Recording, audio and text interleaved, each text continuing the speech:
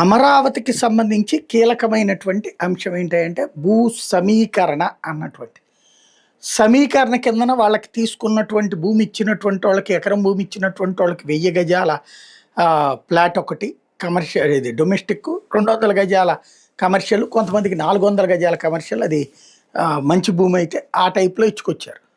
ఇప్పుడు కొత్తగా మళ్ళీ ఆ స్టేడియం కోసం అని చెప్పి, ఎయిర్పోర్ట్ కోసం అని చెప్పి, రోడ్డు కోసమని భూములు అడుగుతున్నారు. విజయవాడలో ప్రకాశం బ్యారేజీ దాటగానే లేదా కనకదుర్గ వారధి దాటగానే యువతలు వచ్చేటటువంటిది ఉండవల్లి. ఆ ఉండవల్లి ప్రాంతంలో ఇప్పుడు అక్కడ రైతులు భూములు కావాలి.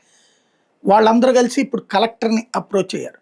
మాది మొత్తం కలిపితే ఈడ్చిపెడితే 1200 ఎకరాలు లేదు, ఇందులో మీరు తీసుకుంటే రిటర్నబుల్ ప్లాట్లు ఇవ్వడానికి కూడా ఎక్కడా లేదు, తలకు 10 గజాలు 100 గజాలు కూడా రావు, ఏ విధంగా చేస్తారో ఒక సొల్యూషన్ చెప్పండి. బాబు గారికి చెప్పాలి, లోకేష్ గారికి చెప్పాలా, మాకు కూర్చోబెట్టి ఓ సొల్యూషన్ చెప్పి ఇవ్వండి. రాజధాని నిర్మాణానికి మేము అడ్డం కాదు, కానీ ఎటూ కాకుండా మమ్మల్ని రోడ్డు మీద ఉంచడం కరెక్ట్ కాదు కదా అన్నటువంటి పాయింట్ అడిగారు. మరి ఏం చేస్తారో చూడాలి.